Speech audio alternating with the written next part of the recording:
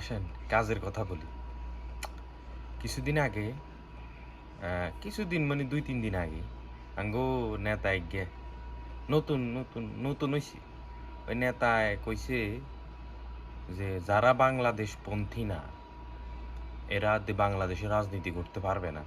বাংলাদেশপন্থী না হলে রাজনীতি করা যাবে না। আর কত হইছে ভাই? এন রাজনীতি করন যাইতো না ভালো কথা। বাংলাদেশপন্থী না হলে কি গাছ লাগান যাইবনি? যদি গাছ টাছ লাগান যায় আঙ্গুর কইয়ে না গাছ টাছ লাগাম দেশে তো থাকতে হবো তাই না? দেশে যদি গাছ টাছ লাগাই যদি দেশের পরিবেশ ঠিক করে যদি রাখতে হারি তাহলে তো ভালা। গাছ লাগান যাবো কিনা আপনারা কইয়েন কেন? যদি গাছ লাগান যায় তাহলে আমরা সবাই যারা বাংলাদেশ পন্থী না তারা সবাই মিলে গিয়ে আমরা গাছ টাছ লাগাই দিমু। দেশের আবহাওয়া ঠিক থাকবো, সব কিছু ঠিক থাকবো। তো এটা একটু জানাইয়ে না গাছ লাগান যাবো কিনা?